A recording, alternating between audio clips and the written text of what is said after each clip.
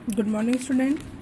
आज हम कक्षा 4 का चैप्टर फर्स्ट प्रकृति कहती पढ़ेंगे कि प्रकृति है वो हमें क्या कहती है, क्या संदेश देती है।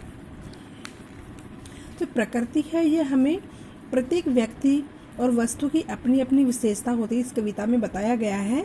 इसके जो कवि हैं वो है सोहनलाल द्विवेदी। तो सोहनलाल द्विवेदी जी हैं वो हमें प्रकृति पे जो भी वस्तु होती हैं, जो व्यक्ति होते हैं, उनका सबका अपना अपना महत्व होता है, सबकी अपनी विशेषता होती है। और उस विशेषता के बारे में ही हमें इस कविता में बताया गया है कि हर व्यक्ति अपनी विशेषता से कोई ना कोई काम कर सकता है। हम सभी वस्तुओं और व्यक्तियों से महत्वपूर्ण बातें सीख सकते हैं। यानी कि जरूरी नहीं है हम किसी व्यक्ति से ही महत्वपूर्ण बातें सीखें। हम जो वस्तुएं होती हैं उनसे भी महत्वपूर्ण बातें सीख सकते हैं। उनको जीवन में अपनाकर हम अपना जीवन सफल बना सकते हैं और उन बातों को हम अपने जीवन में अपनाकर अपना जीवन है उसे सफल बना सकते हैं। इस कविता में कवि हमें प्रकृति से सीख लेने के लिए प्रेरित कर रहा है। ये जो कविता है इसमें कवि वो हमें प्रकृति से कुछ ना कुछ सीख लेने के लिए प्रेरित कर रहा है, इसलिए हम इस कविता को पढ़ेंगे। पर्वत कहता शीश उठाकर तुम भी ऊंचे बन जाओ, सागर कहता है लहराकर मन में गहराई लाओ। सोहनलाल द्विवेदी जी हैं वो हमें पर्वत और समुद्र के माध्यम से कुछ समझाने का प्रयास कर रहे हैं। सोहनलाल द्विवेदी जी कहते हैं कि पर्वत है वो हमें कह रहा है कि शीश उठाकर, अपना सिर है उसे उठाओ। जिस प्रकार पर्वत ऊंचा रहता है वैसे ही हमें भी अपना सिर ऊंचा उठाकर हमें भी ऊंचा बनने का प्रयास करना चाहिए।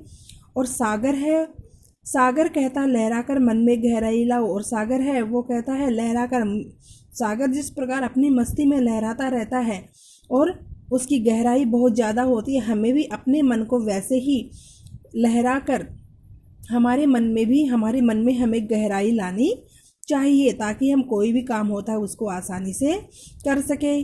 समझ रहे हो क्या कहती हैं उठ उठ गिर गिर तरल तरंग। तो सोहनलाल द्विवेदी जी कहते हैं कि आप समझ रहे हो क्या, जो तरंग हैं, जो लहरें होती हैं, तरंग लहर होती हैं, जो लहरें होती हैं वो उठती हैं और गिरती हैं। तो उठती हैं गिरती हैं, उनसे हमें क्या संदेश दे रही हैं? वो हमें संदेश दे रही हैं कि कभी उठते जाओ, कभी गिरते जाओ, संभलते जाओ, लेकिन अपने मन में जो कोमल यादें हैं, मृदुल कोमल उमंग प्रसन्नता, अपने मन में जो कोमल प्रसन्नता है, अच्छी सी प्रसन्नता है, उसे अपने मन में भर लो। धरती कहती धैर्य न छोड़ो, कितना ही हो सिर पर भार। और धरती है वो हमें कहती है कि हमारे ऊपर चाहे कितना भी भार हो, हमें कभी भी अपना साहस नहीं छोड़ना चाहिए। पृथ्वी के ऊपर बहुत सारा बोझ रहता है, बहुत ज़्यादा भार रहता है, लेकिन पृथ्वी कभी भी अपना धैर्य नहीं खोती है, वो हमेशा संभल कर रहती है। नभ कहता है फैलो इतना ढक लो तुम सारा संसार। और नभ है वो कहता है, नभ यानी आसमान कहता है कि तुम अपनी सफलता से इतने फैलो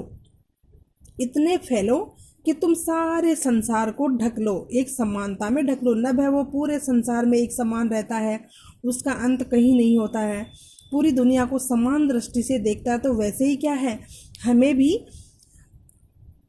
नभ की तरह फैलना चाहिए और पूरे संसार को एक समानता की दृष्टि से देखना चाहिए। तो हम प्रकृति के माध्यम से, प्रकृति की जो चीज़ें होती हैं उनसे कुछ ना कुछ हम सीख सकते हैं।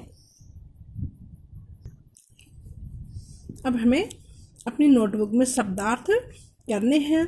तो शब्दार्थ में पर्वत, पहाड़, शीश, सिर, सागर, समुद्र, तरंग, लहर, मृदुल, कोमल, उमंग, उत्साह, धरती, पृथ्वी, धैर्य, धीरज, बाहर, बोझ, नभ, आकाश, संसार, दुनिया। ये शब्दार्थ हमें अपनी नोटबुक में करने हैं। नेक्स्ट, निम्नलिखित प्रश्नों के उत्तर बताइए। ये प्रश्न दिए गए, इनके उत्तर हमें बताने हैं। हम अपने जीवन में सागर से क्या सीख ले सकते हैं? हम अपने जीवन में सागर से, समुद्र से क्या सीख ले सकते हैं? हम अपने जीवन में सागर से हम अपने जीवन में गहराई लाने की सीख ले सकते हैं। मन में गहराई ला सकते हैं, मन में गहराई लाने की सीख ले सकते हैं। धरती हमें क्या सीख प्रदान करती है? धरती हमें धैर्य बनाए रखने की सीख प्रदान करती है। नभ की सार्थकता किसमें है? नभ की सार्थकता किसमें है? समानता में। नभ में गहराई लाने के लिए कौन कह रहा है? मन में गहराई लाने के लिए कौन कह रहा है? तो मन में गहराई लाने के लिए सागर कह रहा है। नेक्स्ट है, निम्नलिखित प्रश्नों के उत्तर लिखिए। सागर हमें अपने मन में गहराई सागर हमें कौन सी महत्वपूर्ण सीख प्रदान कर रहा है? इसका आंसर है, सागर हमें अपने मन में गहराई लाने की सीख प्रदान करता है। धरती से हम धैर्य धारण करना सीखते हैं। कैसे? स्पष्ट कीजिए। धरती पर संपूर्ण जनजीवन का भार रहता है। पृथ्वी अपने ऊपर बहुत सारा भार रखती है, फिर भी वह धैर्य धारण करके रखती है, कभी अपना साहस नहीं छोड़ती है। नेक्स्ट,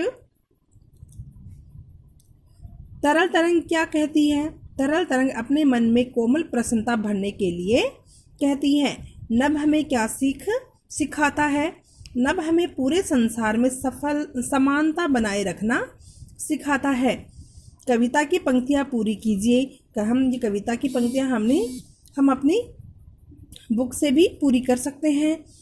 तो समझ रहे हो क्या कहती हैं? उठ उठ गिर गिर तरल तरंग, भर लो अपने मन में मीठी मीठी मृदुल उमंग। सेकंड में, धरती कहती धैर्य न छोड़ो, कितना ही हो सिर पर भार, नभ कहता है फैलो इतना, ढक लो तुम सारा संसार।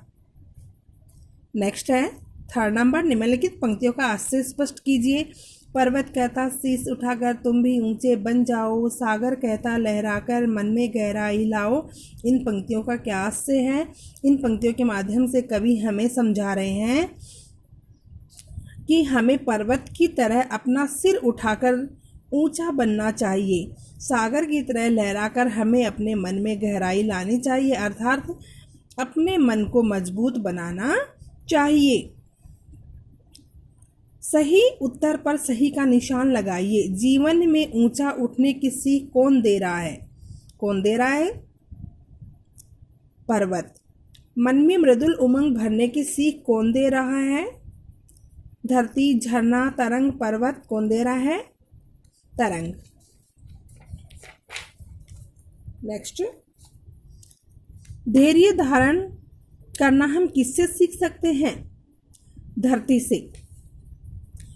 भाषा ज्ञान, निम्नलिखित स्वरों की मात्राओं वाले कुछ शब्द लिखिए। ए, री, आई, उ ये दिए गए हैं, ये मात्राएं दी गई हैं, तो इनसे हमें इन मात्राओं वाले शब्द बनाने हैं। तो बड़ी की मात्रा में मीठी, नदी, पानी।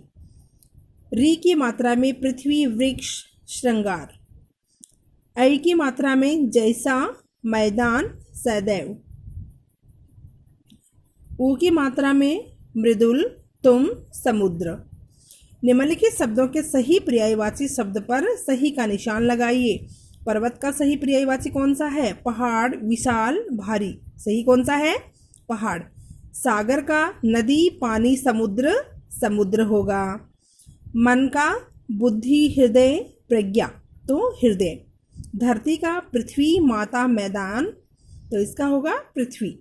नभ का ब्रह्मांड, आकाश, बादल, तो इसका होगा आकाश।